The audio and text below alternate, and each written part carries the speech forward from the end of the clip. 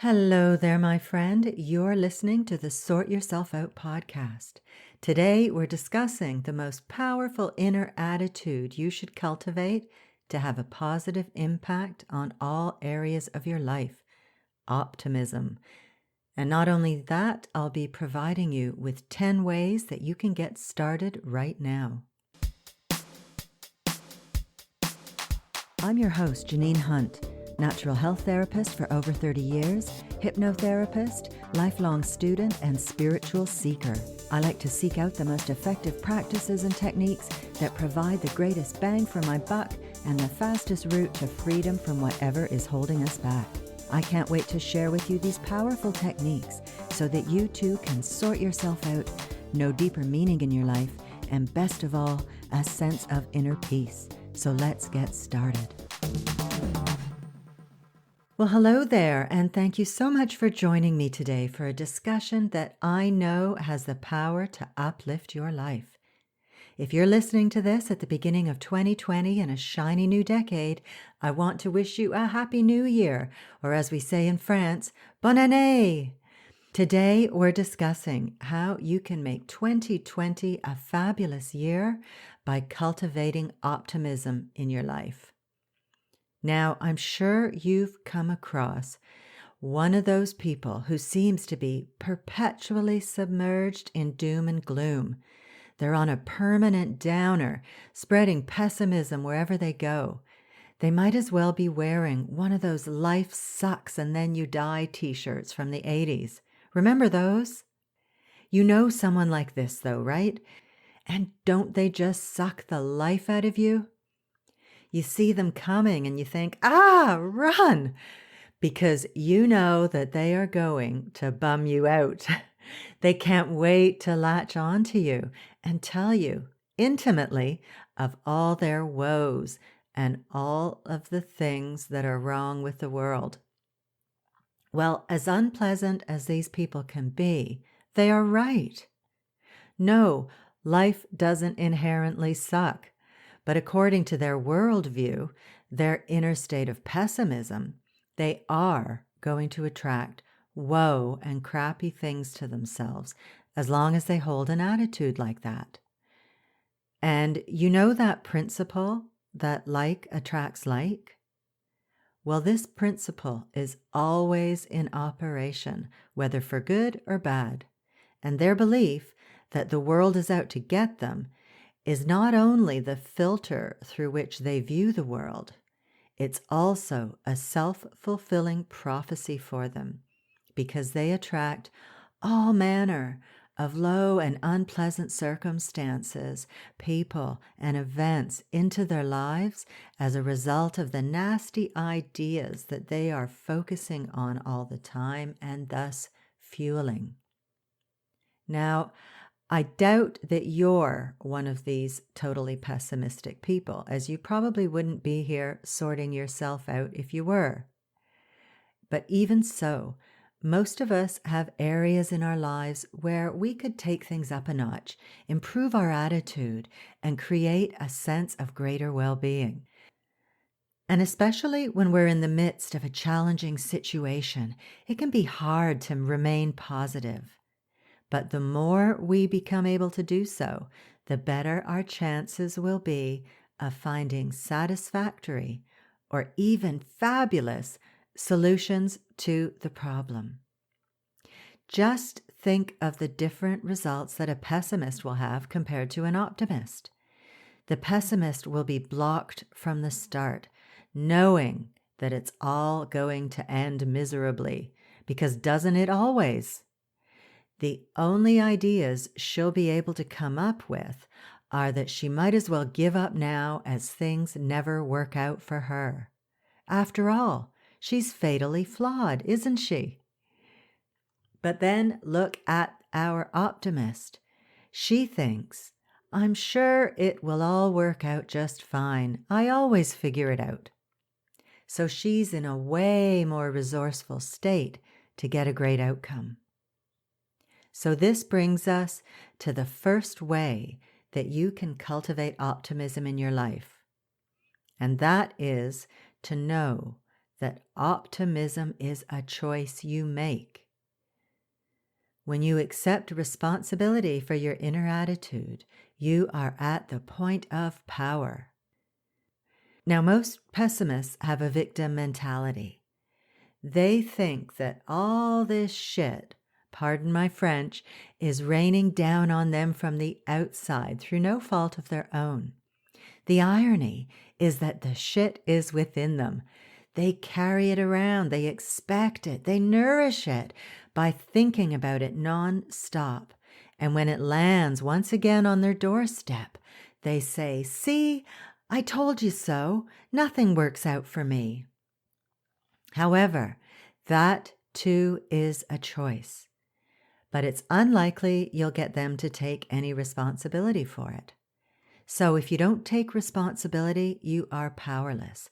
And if you do accept responsibility, you can make the best of a bad situation and overall have a much more pleasant existence. So, how do you do that?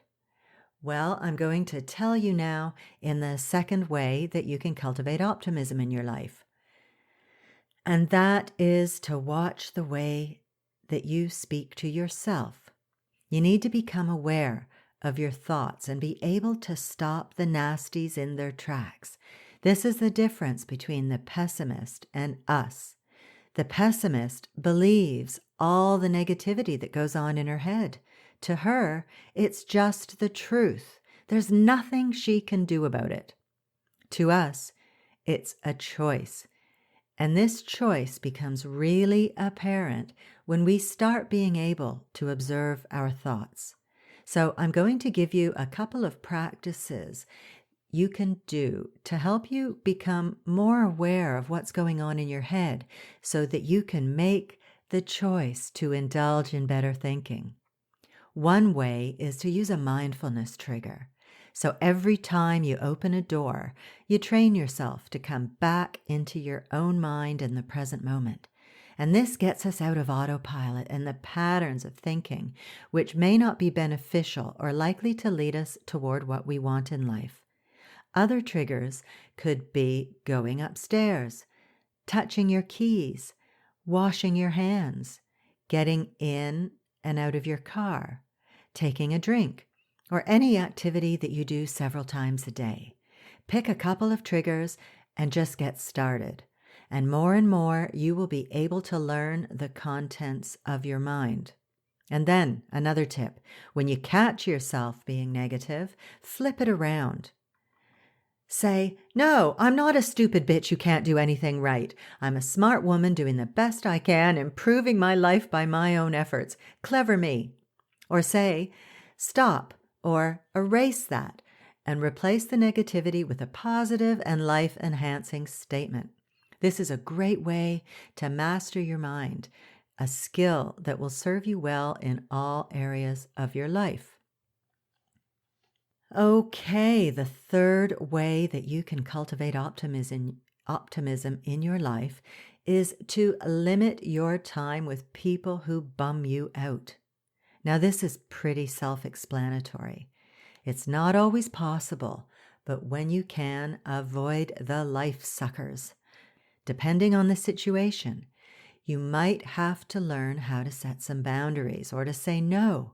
Stop accepting invitations because you feel guilty. And for when you cannot avoid them, try this little energy trick to help you remain impervious to their negativity. It's called the zip up, and it's from Donna Eden's 5-minute energy routine that you can find on YouTube. I'll link to it in the show notes. So to do the zip up, you place your thumbs and your forefingers of each hand together as if you're grasping the end of the zipper. And then you run your two hands up from your crotch to just under your lower lip, as if you're zipping up a jacket. And then you turn the key and know that you have just protected yourself energetically from other people's energy. You can repeat this a few times if you like. And incidentally, I recommend you do Donna's whole routine. She is an amazing woman and energy healer and teacher. And the routine is fantastic for stabilizing you in general. I credit it with clearing me of a shoulder tendonitis that I'd had for nearly a year, and nothing else would shift. And believe me, I threw everything at it. So give it a go. And for whatever reason, I'll put a link in the show notes for you. And FYI, in a few weeks, I'm doing an episode all about how to tune up your energy system. So you might want to check that out. I think it's going to be out around the end of January. Okay, on to the fourth way that you can cultivate optimism in your life. Here we are upgrading and shifting a situation from the negative to the positive. Try this practice, borrowed from Jean Houston, when you're in a bad mood or feeling out of sorts with yourself or with the way that something is going. I'm going to quote Jean as she explains it so beautifully. Here's what she says, quote, "Let us take a time not long ago when you were feeling moody or out of sorts with yourself. You may note that this mood was affecting other things or people in your life. Now, I want you to enter in your mind and imagination into a redreaming of that time and mood, where you bring a different emotion or mood into the occasion, even a sense of the comic, even a sense of joy. This, by the way, is a very big teaching. The universe enjoys joy. Add details to the experience, even if you did not note them at the time. A bird comes to the window and pecks, looking at you expectantly. A favorite song of yours comes on in the background. The phone rings and the caller brings an exciting or loving message to you. Suddenly you find you are redreaming the situation. Keep it up. Keep at it until the mood you experienced as a downer in the past shifts. Now you might complain, Jean, that was not the way it happened. Yes, but that is the way that it is happening now. You and the universe are redreaming it up. Another scenario has been placed in the quantum field or the mind of the universe.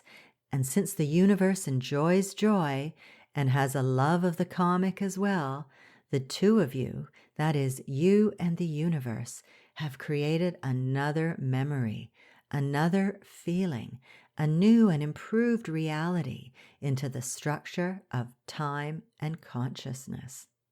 Unquote. Wow. Gotta love Jean. I used this practice myself a few days ago, and it completely turned around a long-held view I had about something I was dreading doing. So simple, but so effective. So give it a try. Now, the fifth way that you can cultivate optimism in your life. Bring more joy into your life. Spend more time doing what you love.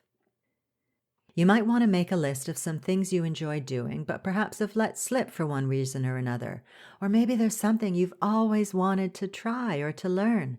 As Jean Houston's just said, the universe enjoys joy. It enjoys you feeling joy. The more joy you experience in your life, the better your overall outlook will be. Okay, on to the sixth way that you can cultivate optimism in your life. Spread some good vibes. Look for ways to serve others and bring them joy. Serving others takes you out of your own head, out of your own troubles and thoughts, and allows you to uplift someone else. You know that phrase, what goes around comes around? Well, when you serve others, you get back an instant blast of joy yourself. It's an energetic double whammy in action. Nice. Now, the seventh way that you can cultivate optimism in your life.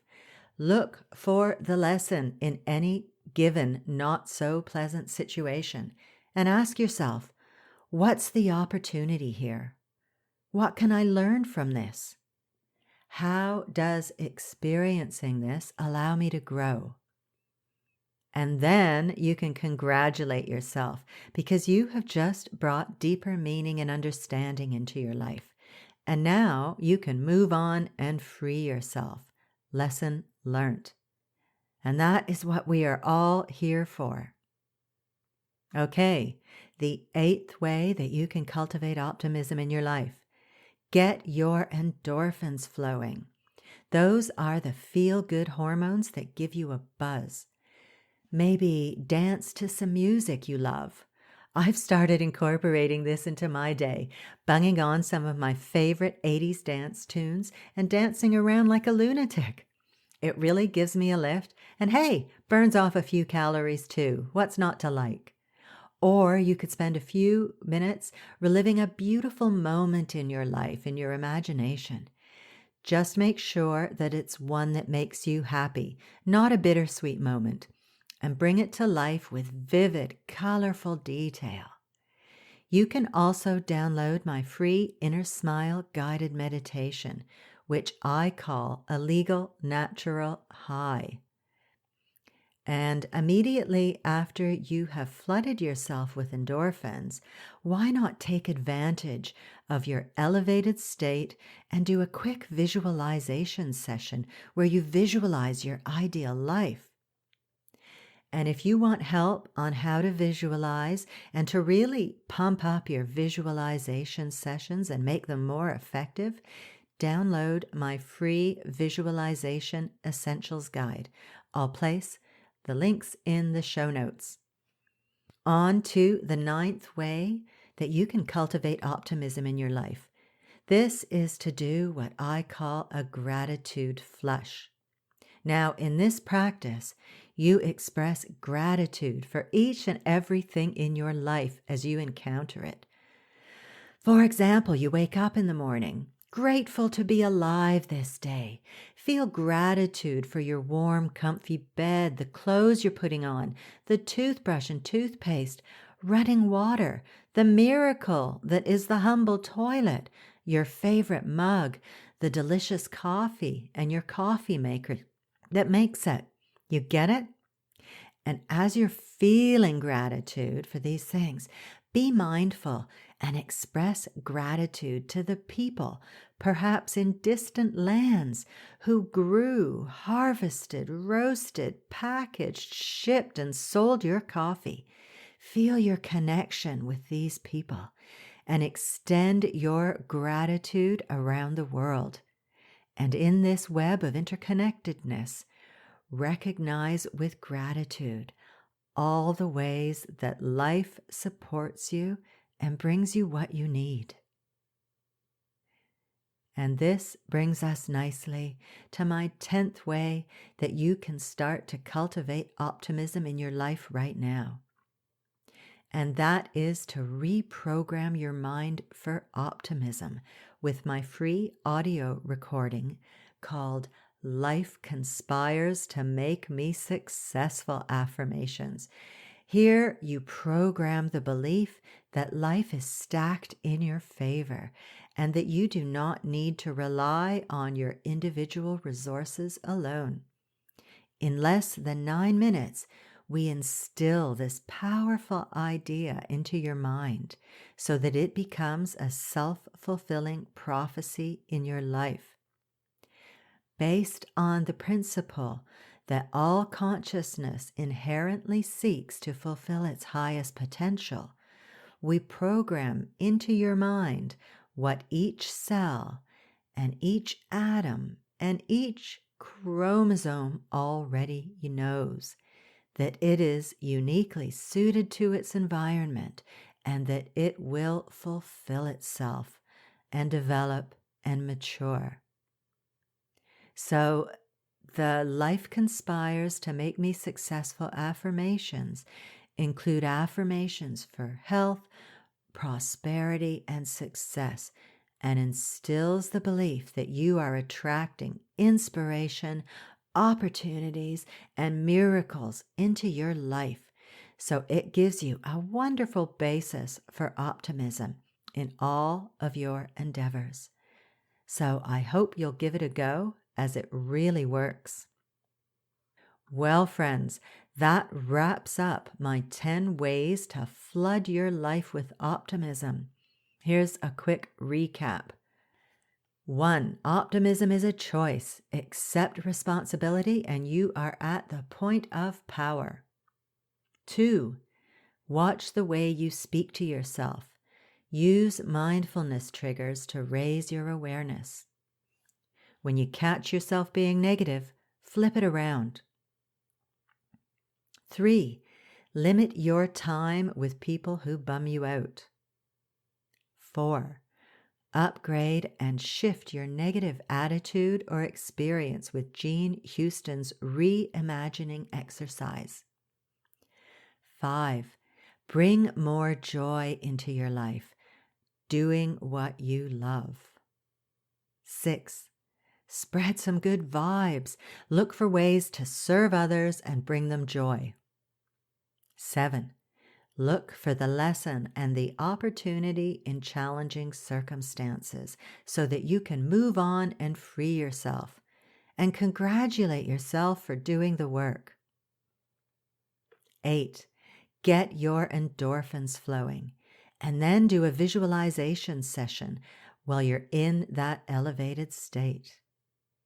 9. Do a gratitude flush.